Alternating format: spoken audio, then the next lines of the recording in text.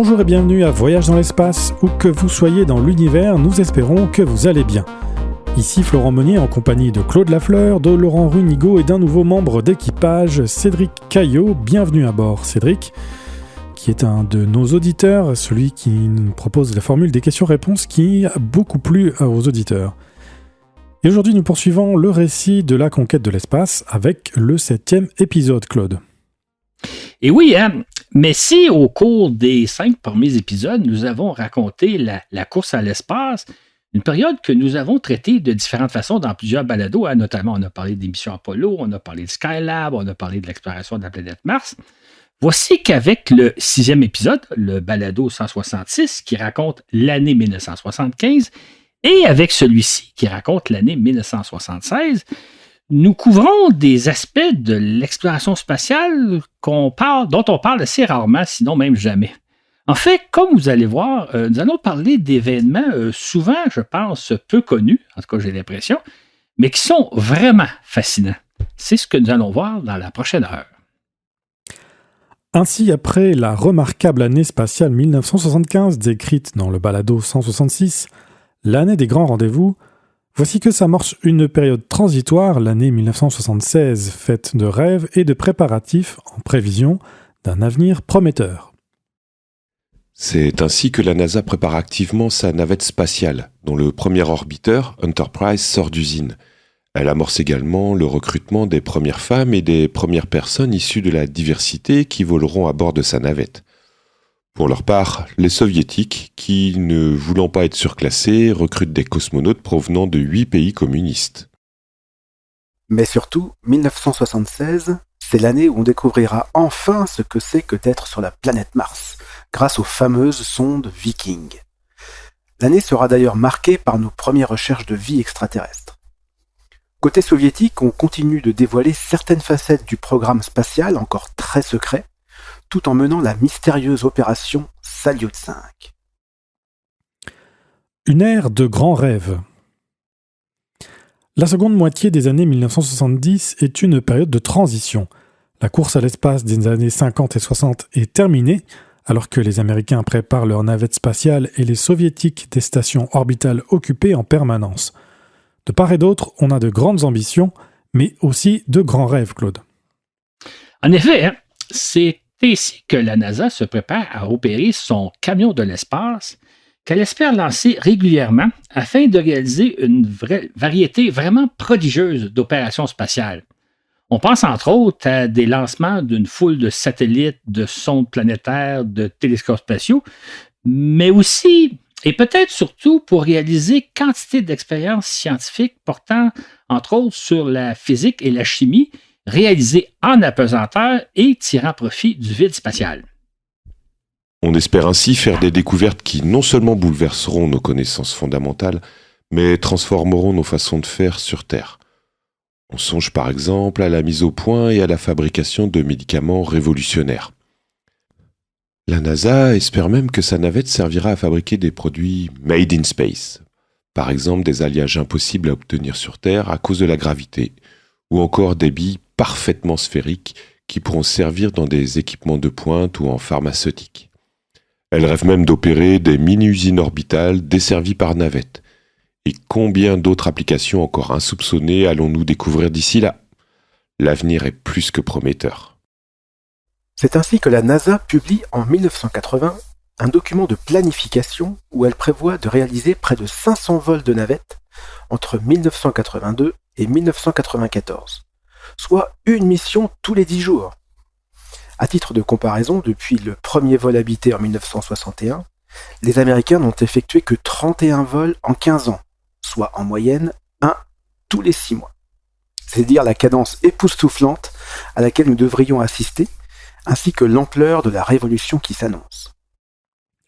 Qui plus est, la navette transportera de 5 à 7 passagers, c'est dire que des centaines de personnes s'envoleront pour l'espace chaque année, alors que jusqu'à présent, 71 hommes sont allés dans l'espace. En réalité, il ne s'agit que de 43 hommes différents, puisque 17 d'entre eux sont allés dans l'espace plus d'une fois.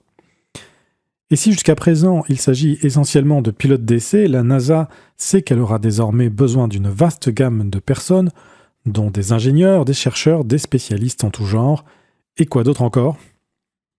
Exactement. Et à cette fin, au mois de mai, la NASA entame un 8e recrutement d'astronautes.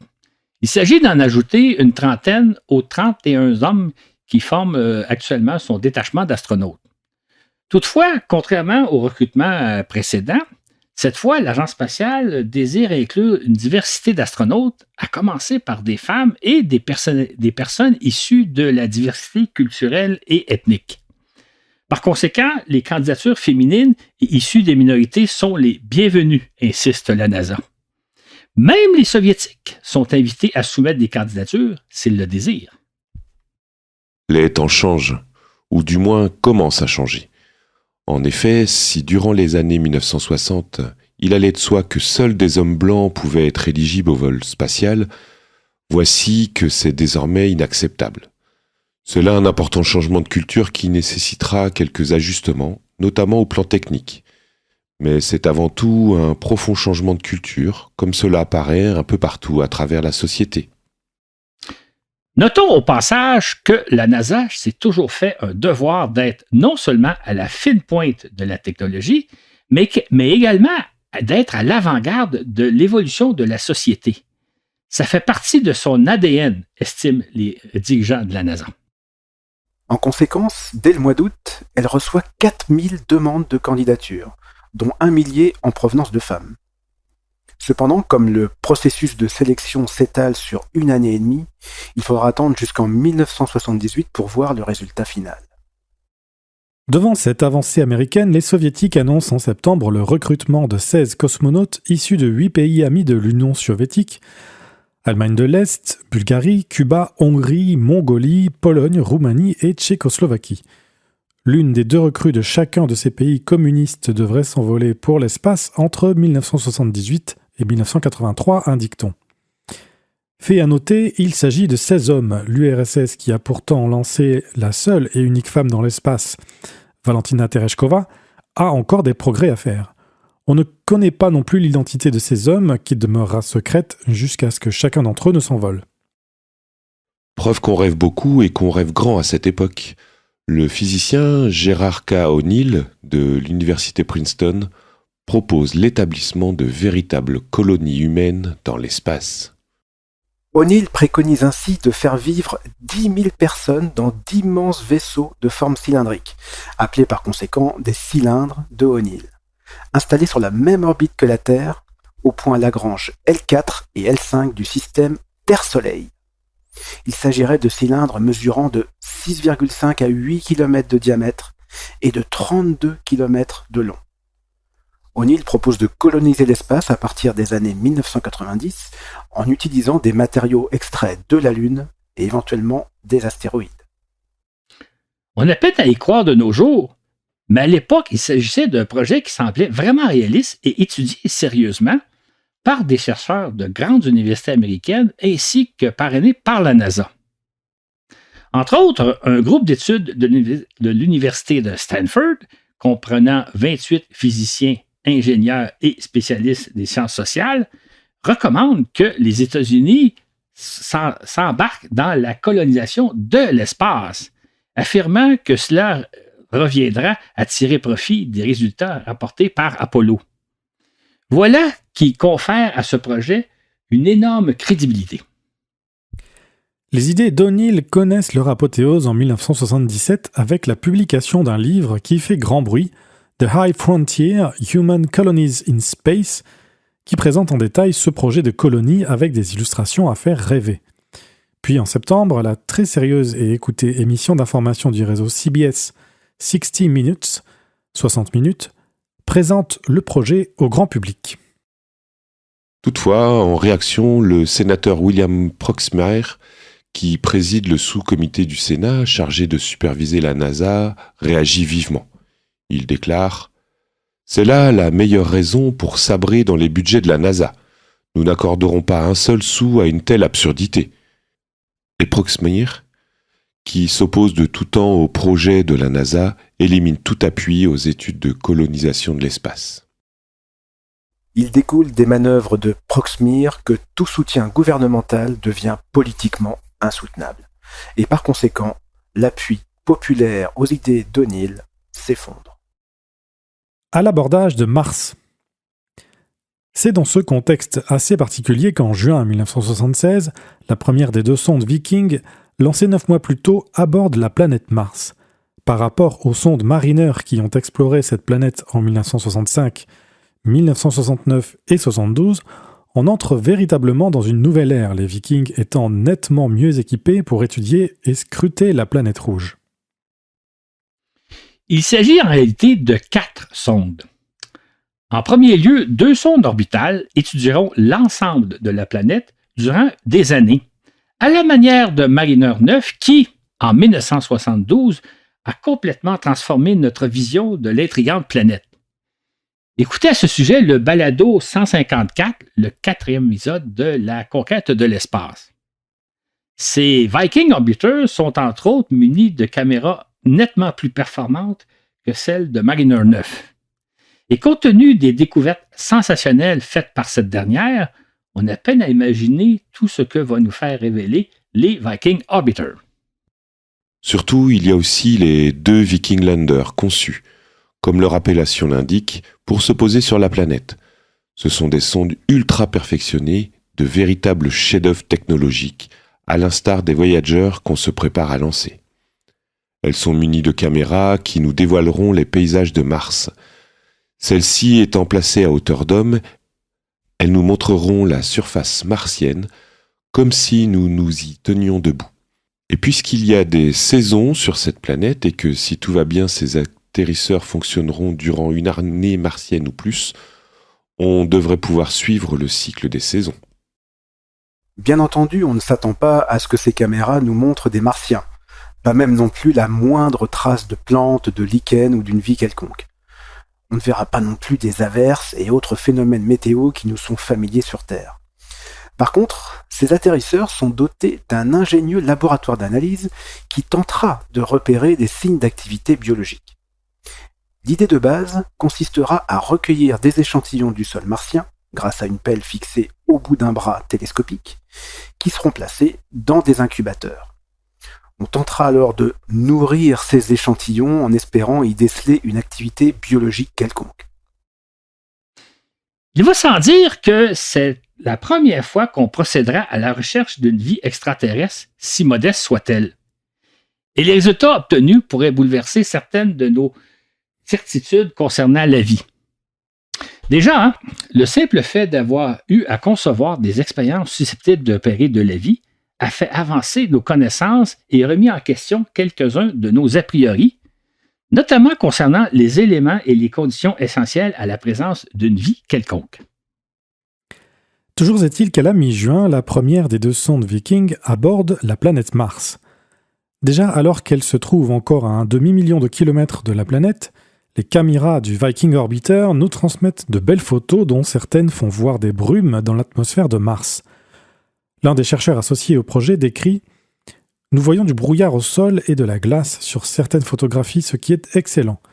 Car cela signifie non seulement que tout va bien, mais qu'il semble qu'il y ait passablement de vapeur d'eau dans l'atmosphère. » En fait, l'hémisphère nord de la planète apparaît recouvert d'une brume qui, d'après certains chercheurs, pourrait être de la vapeur d'eau qui s'échappe du sol réchauffé par le soleil. Et même à grande distance, certaines photos font déjà apercevoir la vallée Marineris, l'impressionnant canyon qui s'étend sur plus de 4000 km, ainsi que le mont Olympe, le plus gigantesque volcan du système solaire. Ça promet dès le départ. Tel que prévu, le 18 juin, la sonde se place sur orbite autour de la planète. C'est une étape cruciale, car si le moteur fusée conçu pour freiner la sonde n'avait pas fonctionné durant 38 minutes, Viking serait passé tout droit et la mission aurait été perdue.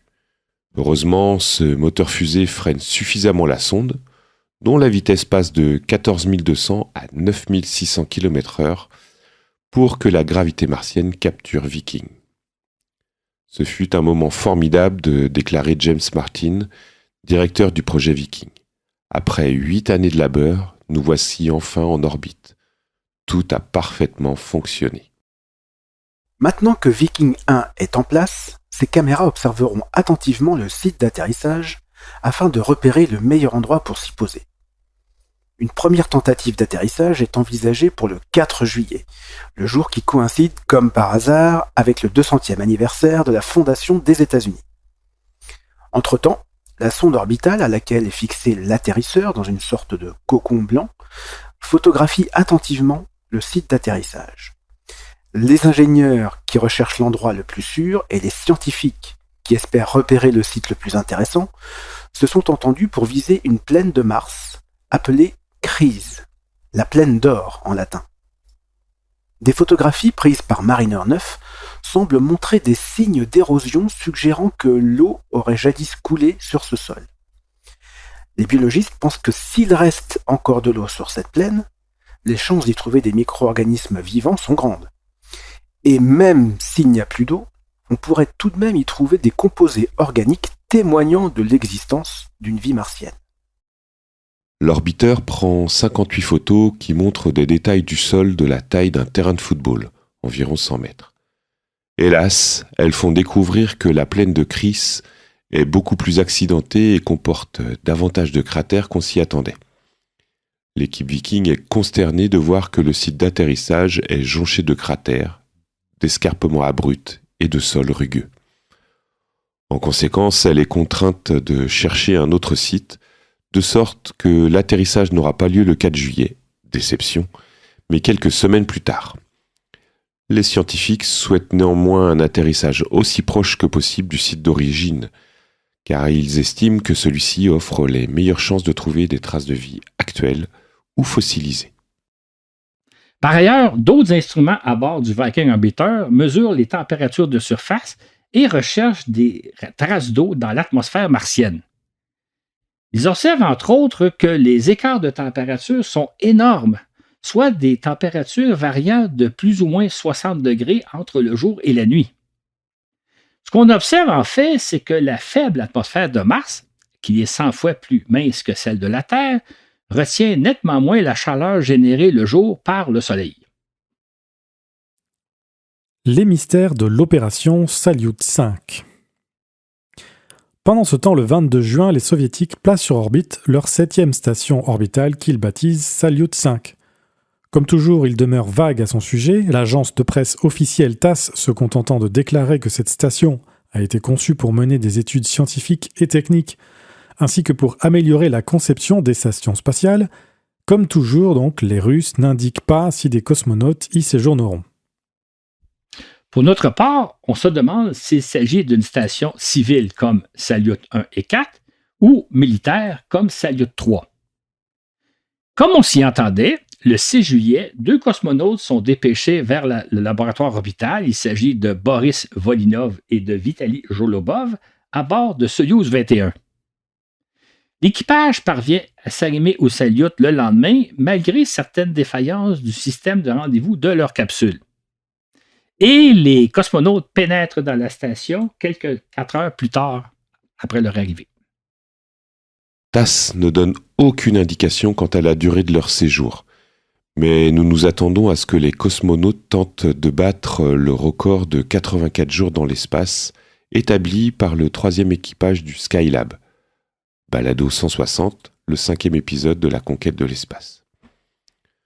Selon TASS, les 2 cosmonautes doivent mener une série d'expériences portant sur la capacité de l'homme à évoluer dans l'espace et à observer la surface terrestre. Des recherches seront également menées, nous dit-on, sur l'apesanteur et les phénomènes médicaux et biologiques. Ils étudieront ainsi les formations géologiques et effectueront des recherches sur les conditions atmosphériques. On indique que ces travaux sont reliés aux intérêts de l'économie nationale. L'agence de nouvelles faisant apparemment allusion aux tentatives de repérer des gisements minéraux et l'étude des conditions climatiques à des fins agricoles. Toutefois, contrairement au compte-rendu assez détaillé que publiait l'agence TASS durant l'année 1975 à l'occasion des 2 séjours d'équipage dans Salyut 4, réécoutez notre balado 166, cette fois, on obtient peu de détails et surtout, on ne voit aucune photo, ni la moindre esquisse de Salyut 5. En fait, on se retrouve au même stade qu'avec l'opération Salyut 3 2 ans plus tôt. Voici qui nous fait dire que Salyut est une station militaire. On apprendra d'ailleurs éventuellement que c'est la 3e station du genre, la première ayant été perdue en avril 1973, suivie par Salyut 3 à l'été de 1974. Quant aux expériences militaires que mènent sans doute les 2 cosmonautes, on n'en entendra jamais parler, aujourd'hui encore, comme dans le cas de Salyut 3. On peut néanmoins présumer que les occupants de ces stations ont cherché à valider l'utilité de la présence d'observateurs militaires dans l'espace.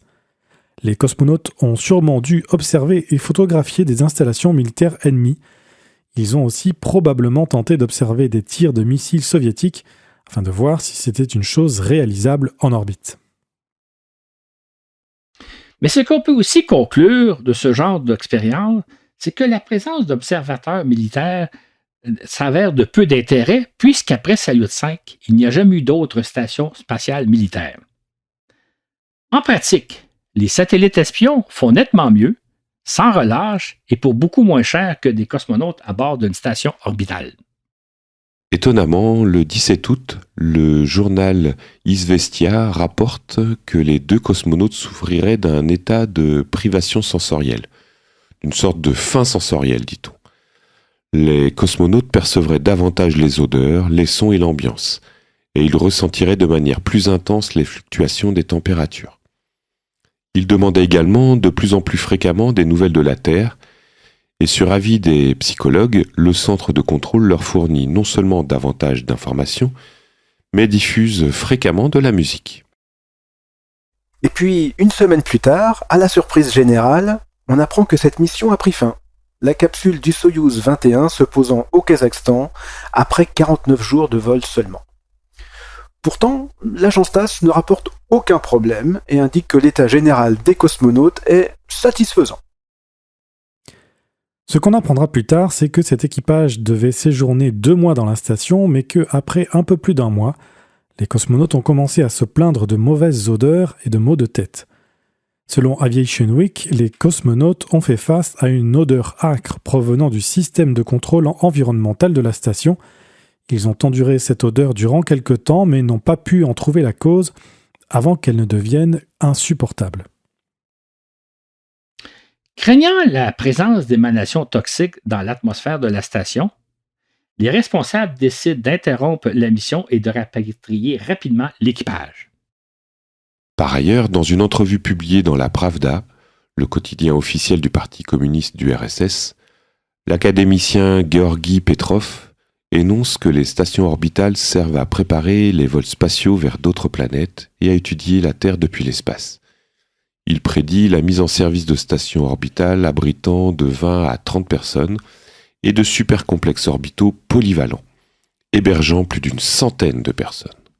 Il voit même poindre le jour où nous verrons des stations placées en orbite autour de la Lune et l'installation de base sur la surface de la Lune. Comme quoi, les Soviétiques aussi rêvent grand à cette époque. Mais 50 ans plus tard, on ne voit toujours pas poindre le jour où de tels rêves deviendront réalité. 20 juillet, un jour historique.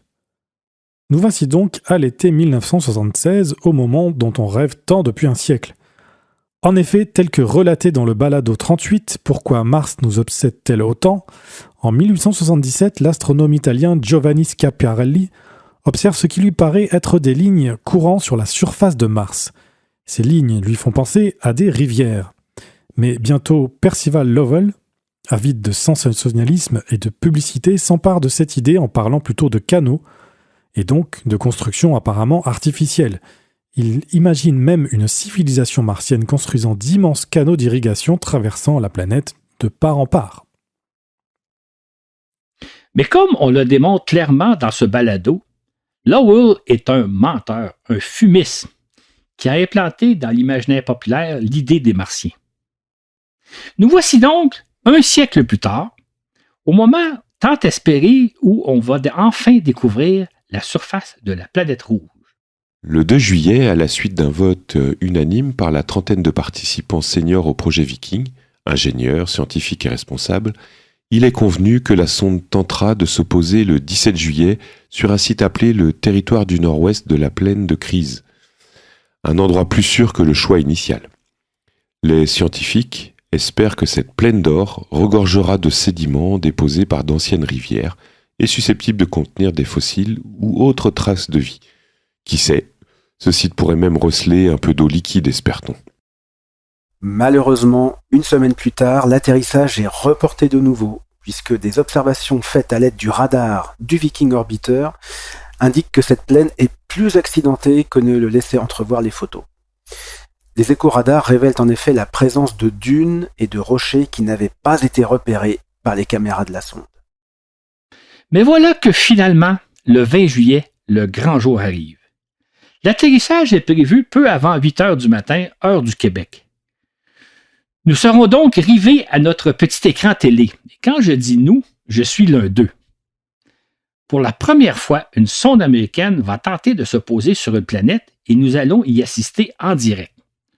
On peut par contre rappeler que les Soviétiques se sont déjà posés sur Vénus et sont presque parvenus sur Mars, mais ils ne nous l'ont pas montré en direct. On estime que les chances de réussite pour Viking 1 sont de seulement 60%. Et par coïncidence, ce 20 juillet marque également le 7e anniversaire de l'atterrissage d'Apollo 11. Comme on peut l'imaginer, on spécule beaucoup sur la présence possible de vie sur Mars. Pour sûr, on ne trouvera pas de martiens, mais peut-être des micro-organismes ou des traces de micro-organismes. On estime cependant que les chances qu'il y ait une forme de vie quelconque sont très faibles, et plus faible encore la possibilité que Viking ne les repère. Un biologiste de la NASA évalue à seulement une chance sur 50 pour que l'un des deux Vikings trouve quelque chose, et il craint même qu'en conséquence les budgets de l'agence spatiale soient par la suite coupés. Ajoutons que depuis l'orbite, Viking a repéré un indice très encourageant, c'est-à-dire la présence d'azote dans l'atmosphère martienne. Or, l'azote est un élément chimique essentiel à la vie telle qu'on la connaît. Comme le relate un chercheur, jusqu'à présent, l'absence d'azote sur Mars constituait l'argument le plus convaincant contre la présence d'une vie, sous quelque forme que ce soit. Mais voilà que cet argument est désormais invalidé.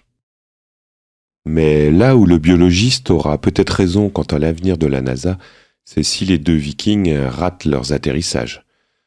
Or, se poser sur Mars est une opération extrêmement complexe, bien davantage même que d'allunir ou de revenir sur Terre. En effet, Mars présente les inconvénients de ces deux types d'opérations, mais guère les avantages. Ainsi, à cause de la présence d'une atmosphère, la sonde doit être protégée par un bouclier thermique, sans quoi elle se consumerait à la manière d'une météore. Toutefois, cette atmosphère est si ténue qu'on ne peut guère utiliser efficacement des parachutes pour freiner, comme lors d'un retour sur Terre. Il faut donc plutôt utiliser des rétrofusées comme pour allunir. Et tout doit être programmé d'avance, alors qu'on connaît très mal la structure et la constitution de l'atmosphère de Mars. Les Viking Landers doivent donc déployer une succession de techniques de freinage qui doivent s'enchaîner parfaitement et de façon automatique en une quinzaine de minutes seulement. En cas de pépin, aucune intervention humaine n'est possible. C'est ce qu'on appelle de nos jours les 15 minutes de terreur. Expression qui n'existait pas à l'époque puisqu'on acceptait d'emblée les risques d'un amarcissage sans éprouver pour autant de la terreur. Au moment de pénétrer dans l'atmosphère de Mars, Viking file à la vitesse de 18 000 km/h. La sonde se trouve alors enfermée dans un cocon qui la protège contre la chaleur intense générée par la friction atmosphérique. Elle est ainsi protégée par un bouclier thermique capable de résister à des températures pouvant atteindre 1500 degrés Celsius. Cette intense friction a pour effet de freiner la descente de l'engin. Le bouclier thermique est alors largué, puis à 6 km d'altitude, un immense parachute de 16 mètres de diamètre se déploie, abaissant la vitesse de descente jusqu'à environ 160 km/h. Enfin, à 1500 mètres d'altitude, 3 moteurs fusées doivent entrer en action afin d'amener la sonde à se poser à la vitesse de 8,5 km/h, soit plus doucement qu'un parachutiste se posant au sol.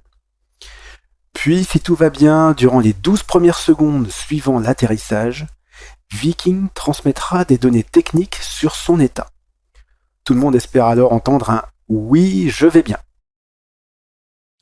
La veille de l'atterrissage, le président Gerald Ford proclame le 20 juillet Journée de l'exploration spatiale afin de commémorer à la fois Apollo 11 et Viking.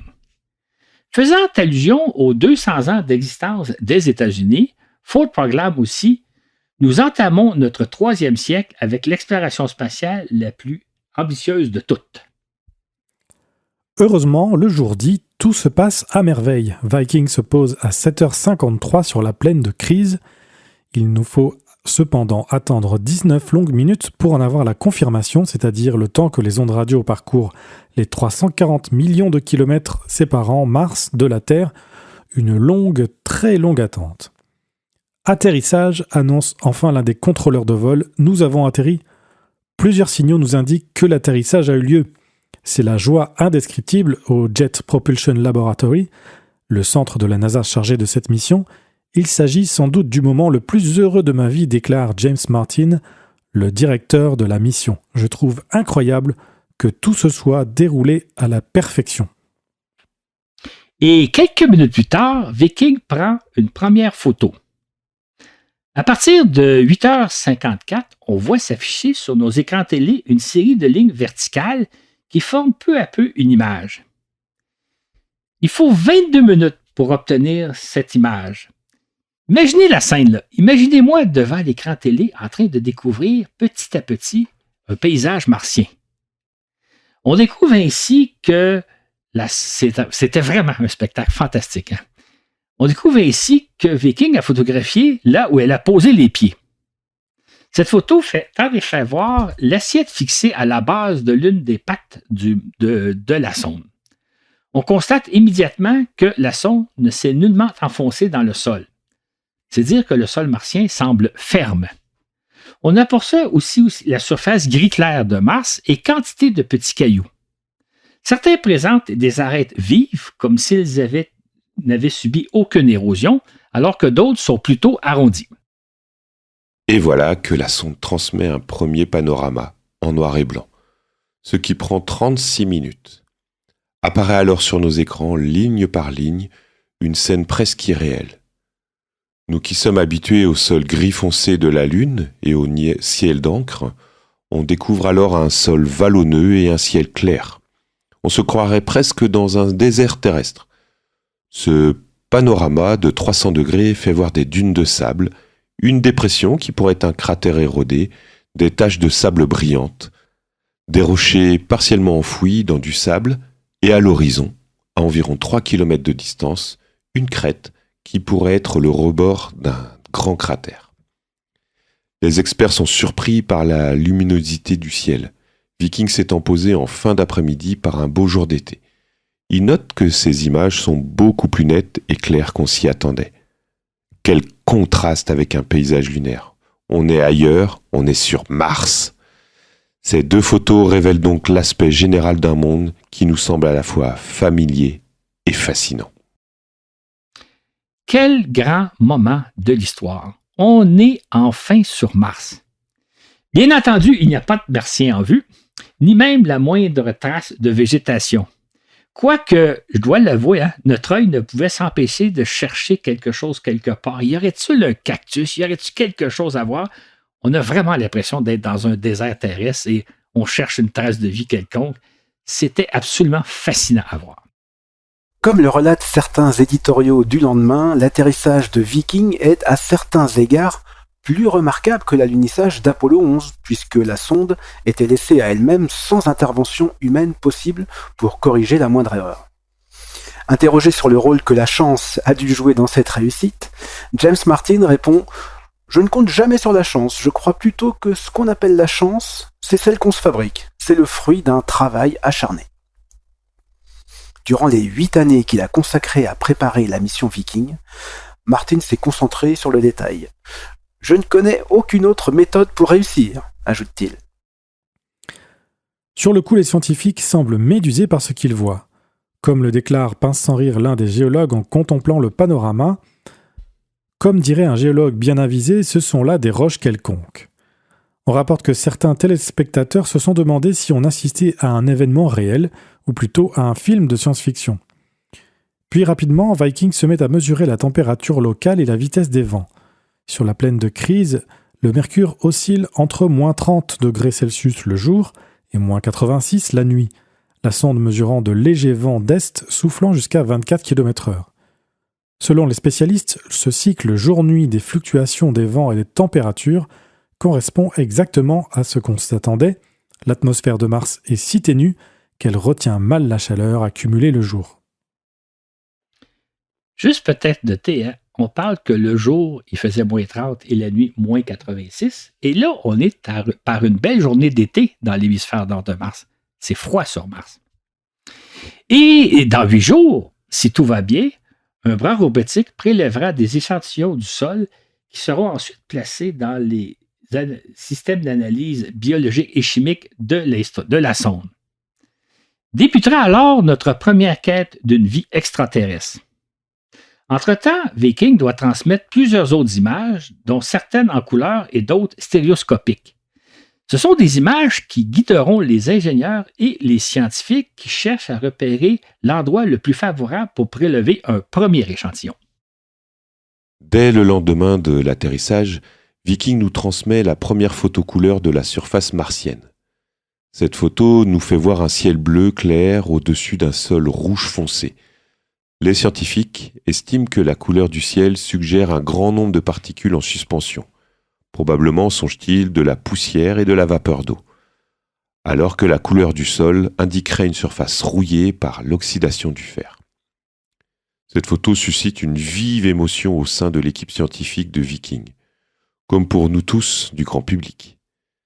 C'est ainsi que Thomas Mutch, l'un des géologues associés au projet et chef de l'équipe photo, s'exclame « Regardez ce ciel, un ciel bleu clair et cette teinte de rouge, c'est fascinant de voir une telle coloration. » Même dans les déserts terrestres, les rouges ne sont pas aussi prononcés. Sur Mars, ils sont comme ceux des dessins d'enfants. C'est une scène désertique étonnante, conclut-il avec raison. Le géologue estime aussi que d'après une extrapolation basée sur nos connaissances des processus terrestres, la couleur rougeâtre du sol témoignerait d'un épisode d'altération au cours duquel l'oxygène peut être présent dans de l'eau ou de la vapeur d'eau, a réagi avec le fer contenu dans les roches et le sol. Voilà qui s'ajoute aux indices de plus en plus nombreux qui suggèrent que l'eau, tout comme le vent, a joué un rôle dans la transformation de la surface de Mars. Notons aussi que la couleur bleu pâle du ciel martien est une véritable surprise pour les spécialistes. Sur Terre, le ciel est bleu au niveau du sol à cause de la diffraction de la lumière par les gaz atmosphériques, les rayons du soleil se butant contre les molécules d'air. Toutefois, plus on monte en altitude, plus l'air se raréfie, et donc plus le ciel s'assombrit, de sorte qu'à une trentaine de kilomètres d'altitude, il est presque noir comme dans l'espace. Or, la mince atmosphère de Mars correspond à la trentaine de kilomètres d'altitude du ciel terrestre. Les spécialistes supposent donc qu'il y a autre chose que les gaz atmosphériques normaux pour diffracter la lumière du Soleil lorsqu'elle atteint le sol de Mars. Probablement de la vapeur d'eau et des particules de poussière soulevées par les vents qui balaient la planète, disent-ils. Toutefois, songerez-vous, nous savons à présent que le ciel martien n'est pas bleu, mais plutôt rose. Qu'a donc photographié Viking? Il faut savoir que les photos couleurs prises par nos sondes sont en réalité constituées de 3 clichés en teinte de gris. Des clichés prises de la même scène, mais avec des filtres bleus, rouges et verts placés devant la caméra. Ces 3 photofiltres sont ensuite juxtaposés pour créer des images couleurs. Toutefois, faut-il calibrer correctement pour obtenir les bonnes couleurs. Or, dans le cas de la première photo couleur de Viking, on a mal balancé les photofiltres. On peut penser que les responsables de l'opération se sont un peu fait prendre par l'idée d'un ciel martien qui devait être plus ou moins semblable à celui d'un ciel terrestre. Mais comment savoir si on obtient le bon calibrage des couleurs ? Sur la sonde Viking, on avait placé une cible colorée que les caméras ont par la suite photographiée, ce qui a permis d'ajuster correctement les couleurs. Le lendemain, l'équipe photo a donc dû annoncer un peu embarrassée que les couleurs de la photo n'étaient pas les bonnes. Ils ont alors expliqué une notion peu connue, c'est-à-dire la superposition de 3 photofiltres. C'est ainsi que cette photo couleur, une fois calibrée correctement, montre plutôt un ciel martien rosé, celui qui nous est familier.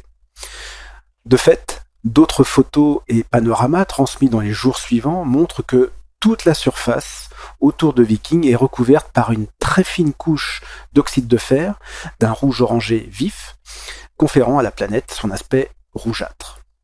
Mars est véritablement une planète rouillée, et de fines particules de rouille sont soulevées par les vents, ce qui donne à l'atmosphère ses teintes de rose. Mais voilà que ce 22 juillet, les ingénieurs se butent à un problème qui pourrait compromettre la mission première du Viking, c'est-à-dire la recherche de vie microscopique. Il s'agit de la défaillance du bras robotisé chargé de prélever des échantillons de sol pour les placer dans le laboratoire d'analyse biologique. Ce bras mécanique est un tube de 3 mètres de long et de 4 cm de diamètre qui se termine par une pelle aux bords tranchants afin de creuser le sol martien. Mais contrairement au bras robot qui équipe la Station spatiale internationale, le bras du Viking ne possède pas d'articulation. Il ne peut donc pas se plier. Durant la volée du Viking, ce bras est retenu solidement verrouillé par une goupille, afin de le protéger contre les secousses du lancement et de l'atterrissage. Lors d'un test effectué le 22 juillet, ce bras n'est pas parvenu à exécuter les 4 dernières commandes informatiques qu'on lui avait envoyées. De ce fait, il n'a pas pu faire pivoter son extrémité munie de la pelle, ni se rétracter, en position de repos. La cause probable pourrait être la goupille de verrouillage qui aurait dû normalement tomber par terre, sur le sol, si le bras s'était déployé au maximum. Voilà qui inquiète grandement tout le monde. Viking pourrait être incapable de recueillir la moindre échantillon. Oui! Fort heureusement, une série de commandes envoyées 3 jours plus tard permet de résoudre le problème. Viking a ainsi reçu l'ordre d'étendre son bras 2 fois plus loin qu'auparavant et de pivoter plusieurs fois sur son extrémité afin de libérer la goupille. On peut donc passer à l'étape suivante, celle d'une première collecte d'échantillons du sol. Le 28 juillet, le bras mécanique prélève un premier échantillon en creusant une tranchée au bord net, clairement visible sur une image transmise par la suite. C'est dire qu'en apparence, le sol martien se comporte comme du sable mouillé, même s'il est pourtant très sec. Le bras dépose ensuite ses échantillons dans l'ouverture d'un conduit qui mène au laboratoire d'analyse chimique et biologique placé à l'intérieur de la sonde. Les premiers résultats obtenus, une analyse de la composition du sol, indiquent que Mars est composé de fer, de calcium, de silicium, de titane et d'aluminium. Le sol contiendrait également une quantité surprenante d'eau. Voilà qui augure bien pour la suite. Le laboratoire d'analyse biologique du Viking comporte 3 instruments conçus pour rechercher la vie, l'un pour étudier la photosynthèse, un deuxième pour rechercher des signes de métabolisme, y a-t-il dans le sol de Mars des micro-organismes qui absorbent la nourriture et l'eau qu'on leur donnera, et un troisième pour détecter une respiration, ou une transpiration caractéristique des formes de vie terrestres. Or, tel que nous le racontons en détail dans le balado 28, Viking, la fascinante découverte de vie sur Mars, ces instruments ont donné des résultats qui ont jeté par terre les spécialistes. Dans plusieurs cas, ces expériences ont même fourni des résultats contraires à ce qu'on s'attendait. Un peu comme si la vie martienne, s'il s'en était, se comportait à l'opposé de la vie terrestre. Je vous invite à écouter ou à réécouter ce balado, c'est vraiment un récit fascinant. Dans un premier temps, les biologistes considéraient que certains échantillons réagissaient comme s'ils contenaient des êtres vivants, découverte renversante. Toutefois, au bout du compte, ils ont fini par conclure que ces résultats sont plutôt dus à des réactions chimiques méconnues sur Terre et sans lien avec la biologie. Les analyses réalisées par Viking 1 suggèrent soit que des processus chimiques jamais observés en laboratoire se produisent sur Mars, ou des formes de vie inconnues existeraient sur cette planète. Surtout, les biologistes estiment qu'ils ne pourront jamais être certains de ce que Viking 1 a observé tant qu'on ne rapportera pas sur Terre des échantillons qui seront ensuite scrutés en laboratoire. Résoudre le mystère des Mascons. Le 9 août, les Soviétiques lancent la sonde Luna 24 qui se place d'abord sur orbite autour de la Lune avant de se poser dans la mer des Crises 9 jours plus tard. Comme toujours, l'agence de presse TASS ne nous livre aucun détail sur les objectifs de cette mission, se contentant de dire que tous les systèmes de bord fonctionnent normalement et que le programme de vol se déroule comme prévu. On apprendra par la suite que cette sonde s'est posée à seulement 2 km de Luna 23. Il s'agit de la 3e tentative pour prélever un échantillon de la mer des Crises, après Luna 23, et un échec de lancement survenu le 16 octobre 1975 et passé sous silence à l'époque. La mer des Crises présente un intérêt tout particulier puisqu'elle cache un mascon. Découvert dans les années 1960 par les sondes américaines Lunar Orbiter, il s'agit de régions de la Lune qui recèlent une très grande concentration de matière, d'où le mot de mascon, dont on ignore la nature. Mais pourrait-il s'agir de gisements de minerais de grande valeur? Les Soviétiques tentent donc de percer ce mystère. C'est ainsi que, 15 minutes à peine après son alunissage, Luna 24 utilise un bras robot pour prélever une carotte géologique de 2 mètres de profondeur dans le sous-sol lunaire. Le précieux échantillon est ensuite enfermé dans une capsule, puis, après une journée passée sur la Lune, l'étage supérieur de la sonde s'envole vers la Terre pour finalement larguer la capsule dans l'atmosphère terrestre, celle-ci se posant en Sibérie. L'étude des 170 grammes rapportés révèle une structure lamellaire comme s'il s'était déposé par couches successives. À l'époque, on s'étonne que les Soviétiques continuent de s'intéresser autant à la Lune, largement explorée par les Américains.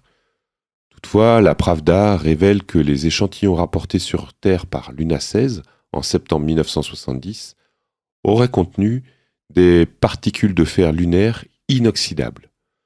Le quotidien affirme ainsi que apprendre à fabriquer un tel métal rentabiliserait tous les investissements consacrés à l'exploration de l'espace. Les Soviétiques rêvent même de stations orbitales qui pourraient être un jour installées dans l'espace ou sur la Lune afin de produire du fer inoxydable en quantité commerciale. Ce qu'on ignore à l'époque, c'est que ce Luna 24 sera la dernière sonde lunaire lancée par l'Union soviétique. Il faudra en effet attendre 47 ans pour voir s'envoler la numéro 25, qui ratera son alunissage le 19 août 2023. Écoutez à ce sujet le balado 127, l'année du retour sur la Lune. Et notons aussi que le mystère des mascons n'a toujours pas été résolu aujourd'hui encore.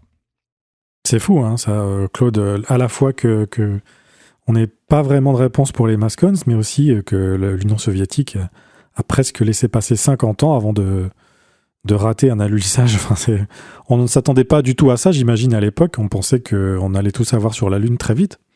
Exactement. D'ailleurs, ce que je trouve un peu dommage, c'est qu'on s'intéresse beaucoup au pôle sud de la Lune où il y aurait possiblement de l'eau au fond de cratères très, très profonds, alors qu'il serait très intéressant de savoir de quoi sont faits les mascons et sont peut-être faits de minéraux très intéressants à explorer. Et les mascons ne se trouvent pas au pôle, mais plutôt plus ou moins à l'équateur ou dans les deux hémisphères. Mais ce serait un mystère, à mon avis, beaucoup plus intéressant. Mais là, on est obnubilé par la présence possible d'eau au fond de profonds cratères au pôle sud, ce qui me semble totalement pas inintéressant, mais secondaire, disons. Est-ce que ce sont les mers, ce qu'on appelle en tout cas les mers sur la Lune, qui sont des mascons? En partie, mais mais les mascons sont assez concentrés, fait que c'est pas toute une mer, mais c'est souvent dans les mers, effectivement, les régions planes. Et on se demande un peu de quoi il s'agit, parce que ça influence, ça exerce une force de gravité particulière qui influence l'orbite des satellites qui gravitent autour de la Lune. C'est vraiment un mystère intéressant de quoi sont faits ces mascons-là, et c'est ce que les Russes ont tenté de savoir dans les années 70. Et 50 ans plus tard, je pense qu'on a oublié l'existence des mascons. Probablement que les Chinois vont éventuellement aller explorer les mascons et peut-être nous apporter la réponse à une question qu'on se pose depuis les années 60. Et oui, ça avait été découvert, je crois, en se rendant compte que les orbites autour de la Lune n'étaient pas celles qu'on attendait, n'étaient pas aussi stables que ce qu'on espérait. Exactement. Quand on a placé les sondes Lunar Orbiter en 65-66, on a vu que l'orbite de ces sondes-là était déformée par la présence de mascons. C'est une découverte évidemment totalement inattendue et aujourd'hui encore, on se demande de quoi sont faits ces mascons. Mars, de surprise en surprise. Pendant ce temps, la sonde Viking 2, composée d'un orbiteur et d'un atterrisseur, fait route vers Mars.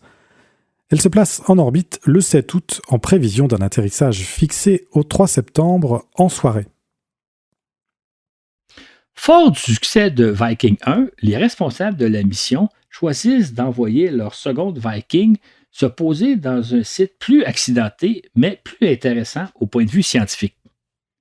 Il s'agit de la plaine de Sidonia, une région située à mi-chemin entre l'équateur et le pôle Nord, et qui devrait, estime-t-on, offrir une plus grande probabilité d'y trouver de l'eau, l'eau étant évidemment l'ingrédient essentiel à la vie.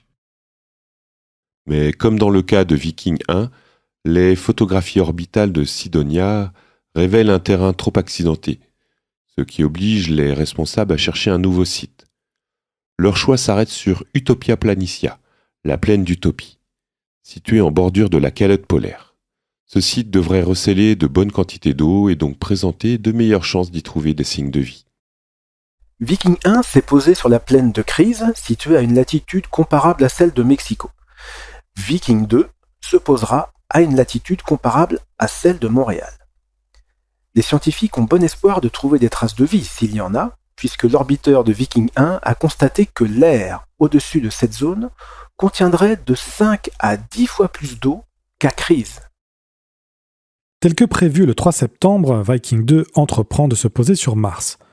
Toutefois, une perte de contact radio avec l'orbiteur, qui devait relayer les communications de l'atterrisseur, nous prive de toute information. Heureusement, l'opération se déroule entièrement automatiquement, sans quoi cette interruption soudaine des communications aurait été fatale. Mais pour nous sur Terre, c'est une grande frustration, j'imagine. Absolument, une très grande frustration. Ce n'est que lorsque les transmissions se sont enfin rétablies qu'on a découvert que Viking 2 reposait sans encombre dans la plaine d'Utopia. Quel soulagement ce fut! Mais lorsque les premières images du site nous sont parvenues le lendemain, on a découvert avec stupeur que la plaine d'Utopia est recouverte de rochers de toute taille. C'est un vrai miracle que la sonde se soit posée indemne dans un tel champ de débris. Comme le montrent les panoramas transmis quelques jours plus tard, la sonde est inclinée de 8,5 degrés par rapport à l'horizon. On ne sait toutefois pas si c'est parce que l'une de ses pattes repose sur un rocher ou si, au contraire, elle se serait enfoncée dans le sol.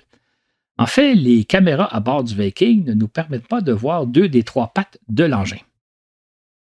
Comme dans le cas de Viking 1, à partir du 12 septembre, la sonde utilise son bras robot pour alimenter les instruments d'analyse du sol et de recherche de traces de vie. Et comme pour Viking 1, on obtient des résultats qui surprennent et rendent confus les scientifiques. Ainsi, ces analyses ne révèlent aucune trace de composés organiques, alors que certaines expériences biologiques montrent une activité surprenante dans ces échantillons. Exactement comme dans le cas de Viking 1. Voilà qui amène les scientifiques à conclure qu'aucune hypothèse, ni biologique ni chimique, n'est en mesure d'expliquer l'ensemble de ces résultats. En conférence de presse le 9 novembre, les 6 principaux scientifiques en charge de ces expériences ont déclaré qu'ils demeuraient perplexes quant à ce qu'ils pouvaient en conclure. C'est ainsi que les données transmises par les 2 Vikings révèlent des résultats apparemment positifs pour 2 séries d'expériences, mais négatifs pour 2 autres. En effet, 2 des 3 expériences de biologie visant à détecter des signes de photosynthèse et d'activité métabolique ont donné des résultats pouvant être interprétés comme des indices d'activité microbienne dans le sol. En outre, une 3e expérience, également conçue pour détecter une activité métabolique, a enregistré une quantité étonnamment élevée d'oxygène libéré par le sol. Toutefois, dans ce cas, les spécialistes soupçonnent qu'il doit s'agir d'une réaction chimique. Enfin, une autre expérience visant à détecter la présence de composés organiques dans le sol martien, composés essentiels au processus de vie tels que nous les connaissons, n'en a détecté aucun. Voilà qui constitue une surprise majeure et qui est à l'origine d'une grande partie de la confusion entourant l'interprétation à donner à l'ensemble des résultats obtenus. Des 6 chercheurs présents à la conférence de presse, 4 d'entre eux se déclarent incapables de dire si la vie a ou non existé sur Mars. Un 5e rejette l'idée que les Vikings ont peut-être repéré une forme de vie quelconque, tandis que le 6e estime plutôt que ces sondes ont découvert des microbes primitifs. L'un des chercheurs résume la situation en disant que les résultats des Vikings ne prouve ni ne réfute avec certitude l'existence d'une vie sur Mars. Un peu la même situation qu'on vit depuis des décennies maintenant. On n'est pas plus avancé aujourd'hui, effectivement. Pour sa part, le New York Times fait valoir que ces résultats nous forcent à reconsidérer nos théories concernant la vie sur Terre, qui ne semblent plus aussi certaines et plus aussi valides qu'avant l'atterrissage des Vikings. C'est donc dire que même lorsqu'une expérience n'apporte pas des résultats concluants, on apprend quand même des choses intéressantes. D'autre part, les orbiteurs font une découverte d'importance quant à l'abondance d'eau sur Mars. Ils repèrent que les calottes polaires sont essentiellement constituées d'eau gelée et non pas de dioxyde de carbone, comme on le pensait jusqu'alors. Voilà qui suggère qu'à ses débuts, cette planète aurait pu contenir 2 fois plus d'eau que la Terre, alors que notre planète se trouvait au même stade de développement. Ils décrivent même Mars comme un iceberg de la taille d'une planète. En outre, d'autres instruments détectent des traces de krypton et de xénon dans l'atmosphère martienne, ce qui pourrait signifier que la planète aurait jadis possédé une atmosphère beaucoup plus dense et capable de maintenir de l'eau liquide à la surface de la planète.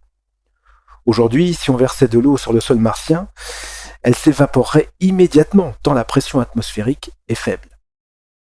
Somme toute, les analyses et observations faites par les 4 sondes Viking ont révélé une planète encore plus intrigante que nous l'avait fait miroiter Mariner 9, ce qui n'est pas peu dire. On a tous déjà très hâte aux prochaines missions d'exploration de la planète rouge. Cependant, comme le montre la suite des événements, il nous faudra être patient. En fait, il nous faudra être extraordinairement patient puisqu'il s'écoulera 20 ans avant qu'on retourne sur la surface de Mars. 20 ans. Les débuts d'Enterprise. Plus près de nous sur Terre, le premier des orbiteurs de la navette spatiale sort d'usine le 17 septembre. Au petit matin, ce que la NASA décrit comme le fleuron de la nouvelle ère du transport spatial quitte l'usine d'assemblage de la Rockwell International à Palmdale, en Californie. L'événement auquel assiste un grand nombre de dignitaires et de curieux se fait au son du thème de la série télévisée Star Trek. D'ailleurs, 6 membres de la distribution ainsi que le créateur Gene Roddenberry sont présents. Pour la NASA, il s'agit de l'orbiteur numéro 101, ou aussi appelé OV-101. Toutefois, suivant les pressions exercées par les fans de la série, l'appareil a été baptisé Enterprise par le président Gerald Ford, en référence évidemment au célèbre vaisseau amiral de la série Star Trek. Le président a ainsi balayé les objections des responsables de la NASA qui auraient préféré l'appeler Constitution. Le magazine Aviation Week souligne le pouvoir d'une opinion publique mobilisée, surtout en temps d'une année électorale comme c'est le cas en 1976, puisque près de 100 000 Trekkies ont signé des lettres et des pétitions qu'ils ont fait parvenir à la Maison-Blanche. Dans un premier temps, cet orbiteur servira aux tests atmosphériques destinés à valider les capacités d'une navette à se poser en vol plané. Transporté sur le dos d'un Boeing 747, un assemblage spectaculaire, Enterprise sera largué l'an prochain lors d'une série d'essais d'approche et d'atterrissage sur la longue piste de sable de la base d'Edwards en Californie. Ensuite, en 1978, il sera acheminé au centre spatial Marshall pour des essais de vibration. Accolé à un réservoir externe, l'orbiteur 101 subira alors des vibrations et des contraintes identiques à celles rencontrées lors d'un lancement.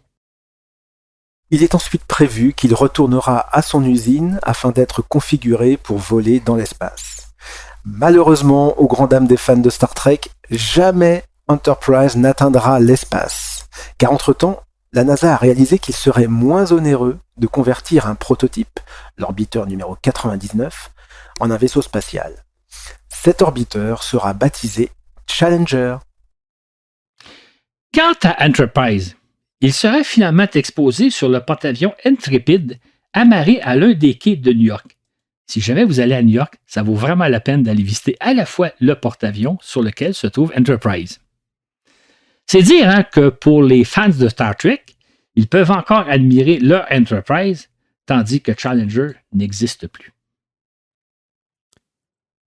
Nouvelle tribulation soviétique. Pour compléter l'année 1976, les soviétiques réalisent 2 envolées habitées. Le 15 septembre, ils placent sur orbite Soyouz 22, avec à bord les cosmonautes Valery Bykovsky et Vladimir Aksionov. Et contrairement à leurs habitudes, ils révèlent l'objectif de la mission. Ce Soyouz n'ira pas rejoindre Salyut 5, mais observera la Terre à l'aide d'une caméra spécialisée.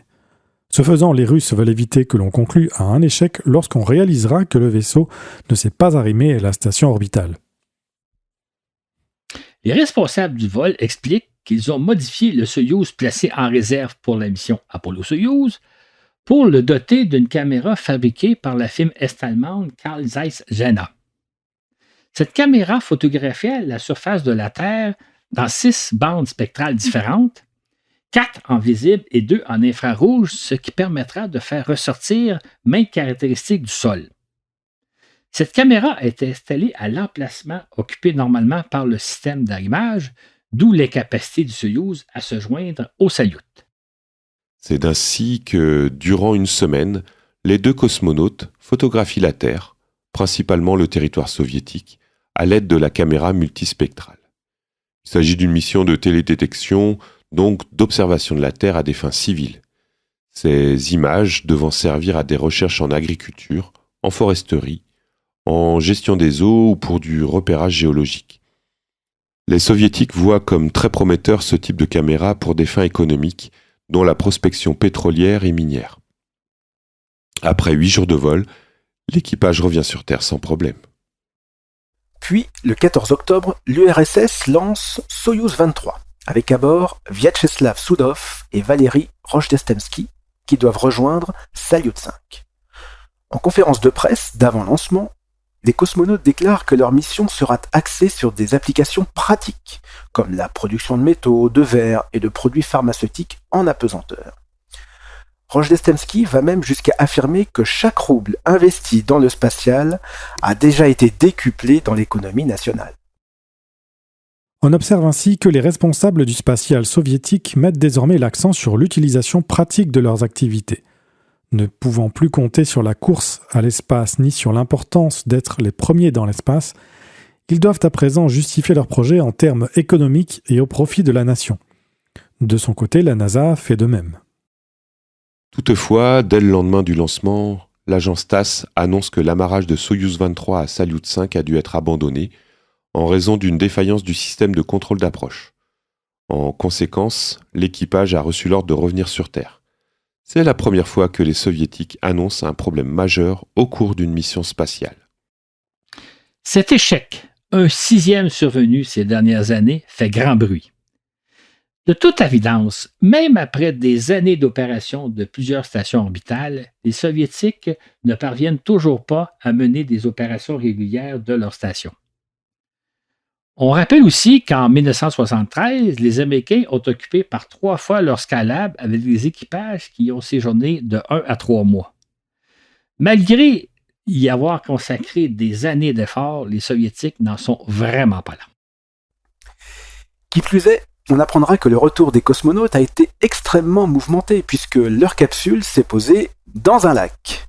Il s'agit du premier amérissage de l'histoire des vols habités soviétiques. En fait, la capsule Soyouz se pose accidentellement dans le lac Tengiz, au Kazakhstan. Cet amérissage a de plus lieu en pleine nuit, au beau milieu d'une tempête de neige et par moins 20 degrés Celsius. Peu après, la capsule se retrouve à la renverse, l'écoutille permettant d'évacuer les cosmonautes se trouvant sous l'eau. Et pour ne rien arranger, les rives marécageuses du lac empêchent les véhicules amphibies de l'équipe de secours d'atteindre la capsule flottant à 2 km du rivage. Finalement, un plongeur saute courageusement depuis un hélicoptère survolant la capsule et après plusieurs tentatives, il parvient à y fixer un câble. L'hélicoptère est cependant incapable d'extirper la capsule de l'eau et finit plutôt par la remorquer jusqu'à la rive. Finalement, les équipes de récupération œuvrant dans des conditions extrêmement difficiles parviennent à extraire les cosmonautes indemnes. Quelle aventure! Conclusion, on rêve tant d'aller de l'avant. On imagine sans peine que l'année 1976 a été dominée par l'exploration de la planète Mars par les sondes Viking. Outre la recherche de micro-organismes, les milliers d'images transmises par les 2 atterrisseurs ont fait beaucoup rêver. Non seulement avait-on l'impression d'être dans des déserts terrestres, mais on pouvait observer certains changements, notamment d'éclairage.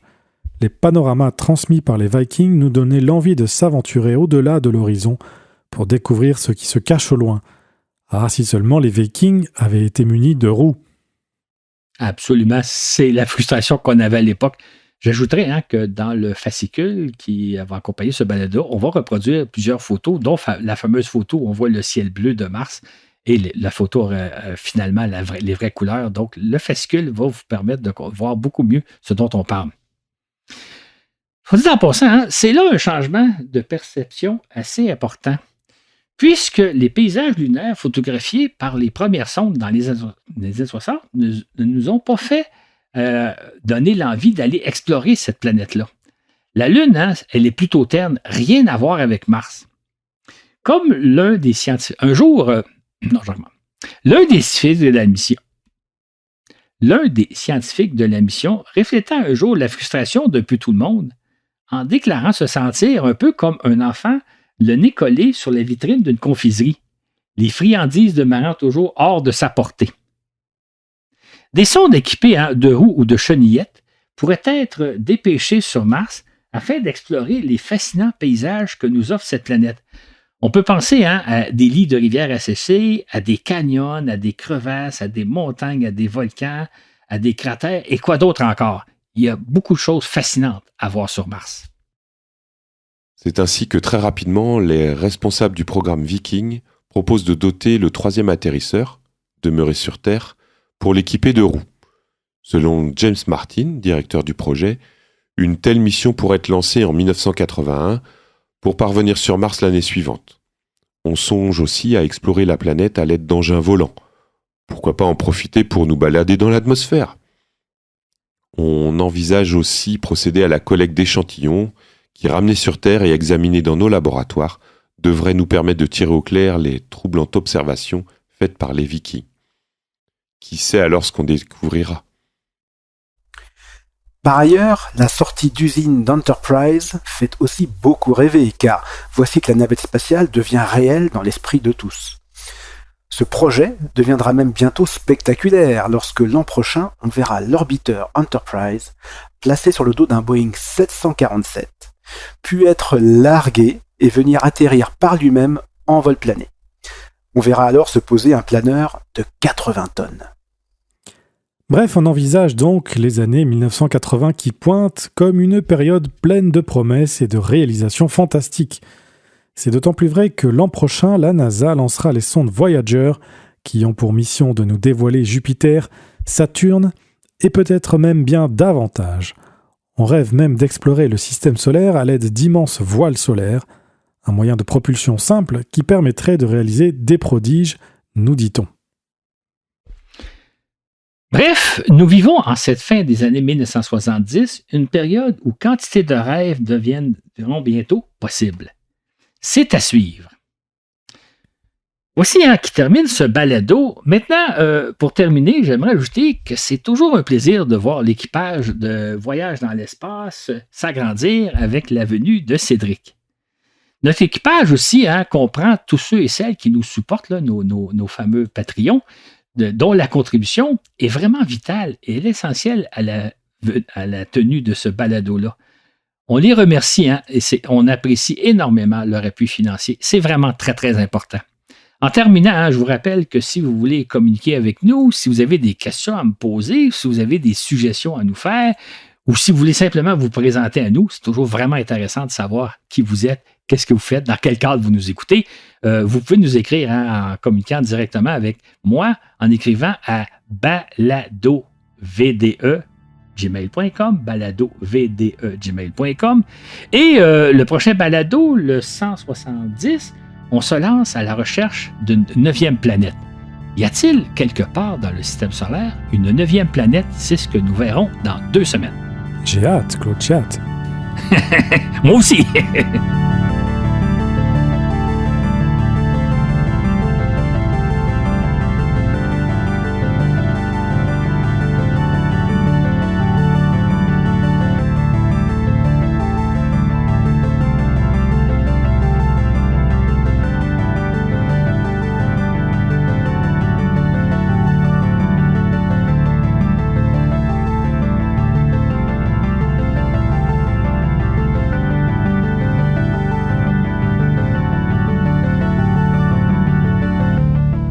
Encore une fois, merci à tous nos patrons pour leur soutien, c'est vraiment très apprécié, ça nous aide beaucoup. Nous tenons à remercier personnellement Steve Gauthier, Alain Larue et Marc Bertel, nos 3 nouveaux patrons. Ce balado vous est dédié. Merci beaucoup pour votre soutien. On ne peut pas mieux dire, mon cher Laurent, ce balado vous a été présenté par Florent Meunier et Laurent Runigo, ainsi que Cédric Caillot, avec Claude Lafleur au contenu et Dylan Baillargeon à la diffusion. Sur ce, et où que vous soyez dans l'univers, à bientôt pour un autre voyage dans l'espace.